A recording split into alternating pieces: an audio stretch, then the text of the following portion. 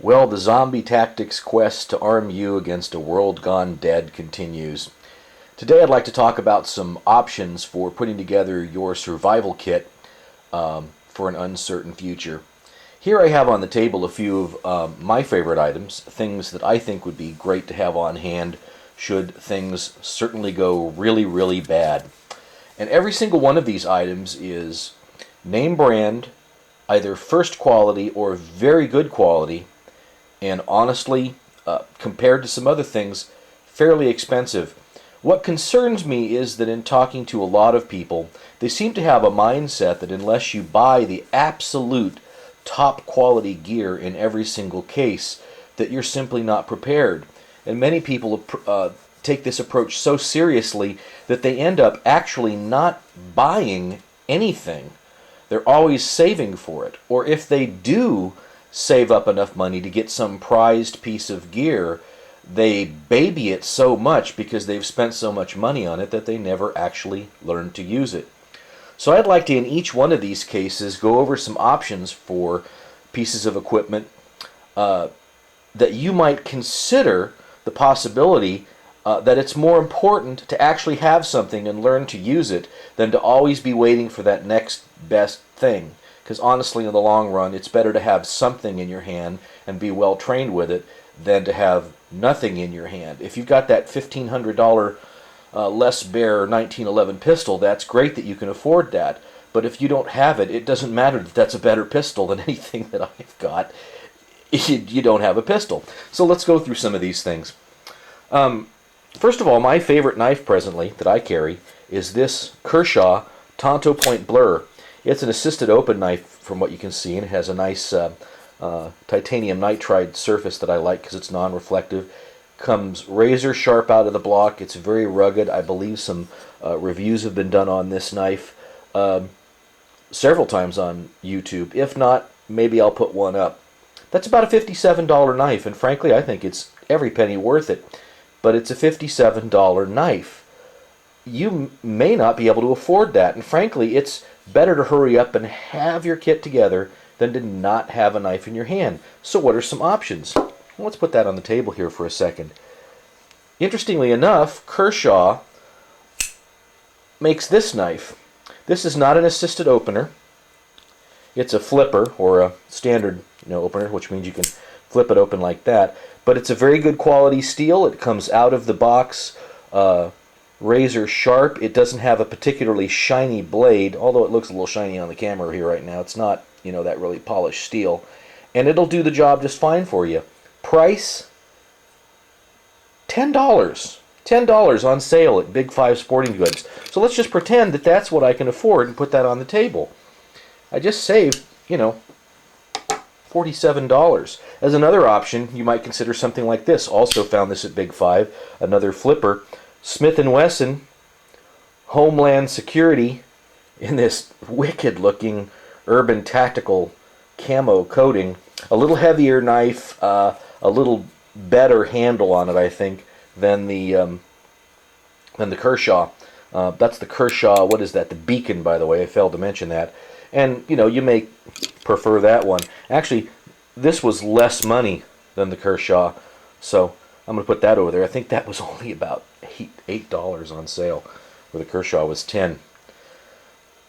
Moving right along, you definitely want to have a flashlight in your hand if the power's out for 3 weeks, if it's a situation where there's been a flood or a hurricane or something like that, and you're having to go it alone at night. Well, my favorite choice for a small pocket flashlight is this Fenix Ld 10. It's a great flashlight. Again, you've seen this reviewed on YouTube, I'm sure, many times. If not, it's plenty worth the money. This is about a $50 flashlight. By the way, all these prices are either what I've paid for it or what I can see that it's available for in a common catalog. Lot going on for it. Very bright light. Lots of modes. About $54 though. Put that on the table. Consider that you can go on eBay any day of the week and you can find this, what is it, Yiquan knockoff. It's $1. It's a good flashlight for $1. I bought 10 of these, gave them to members of my family, took one of them, threw it around for a while just to see if I could break it, and I really couldn't. It doesn't have all the features and the modes of the Fenix, but it's a good basic flashlight, puts a good amount of light out, takes one AA battery, lasts a long time, takes rechargeables, has the clicky switch on the back. You know, not much to complain about that. So there we go. A $1 flashlight. Shipping cost more. Well, I've also got another flashlight here, my Phenix Ld 20, which is my more high-powered choice. This puts out about, I don't know, somewhere around, what is it, 180, 200 lumens of light at its highest setting, and I really like it. It takes two AA batteries, and it just lights up the night. At the same time, though, I can go again on eBay, and I can find this, what is it, Ultrafire brand flashlight, puts out 200 lumens of light, takes a CR123A battery, $12, $12, $13. I think it cost as much for shipping as it did for the flashlight. You see where we're going with this? I really like this, I think it's called a karambit or a bear claw blade that I have from Columbia River Knife and Tool. Beautiful knife. Great for slashing or for opening boxes or, you know, cutting, I don't know, plastic, whatever. Doesn't slip off your hand because of the finger hole here. $35, $37, bought it locally on sale. Beautiful knife, love it to death. It's great for its purpose. Comes with a nice little Kydex sheath. But at the same time, starting to see a pattern here. Big 5 on sale. $8. A bear claw knife, very similar design, obviously not as good. I don't think the metal is of the same quality, and this has got a serrated blade as opposed to the standard blade.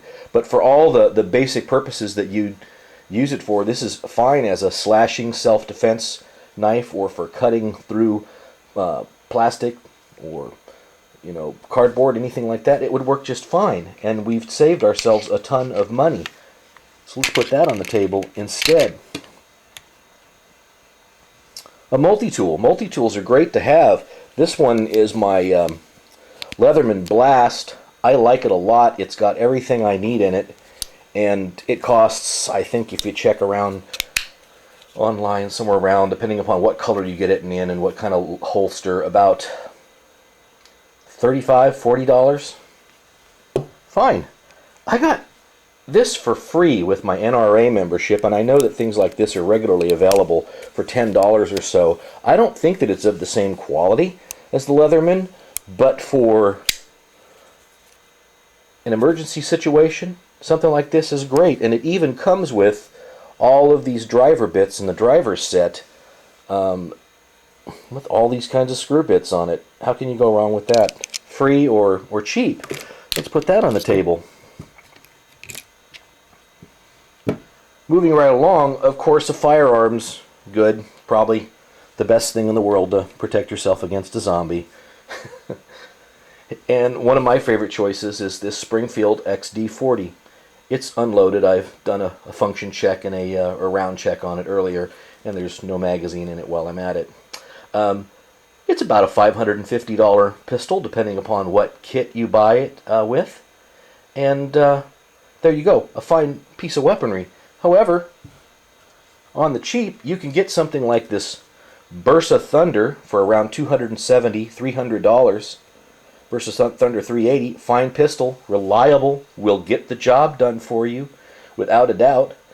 And there you go. So on the table here, we now have a complete kit that is less money than the price of just this single handgun alone. And you've got everything you need for a basic weaponry, I guess, and basic toolage in a survival kit on the cheap. This is ZombieTactics, and we'll probably be going to a part 2.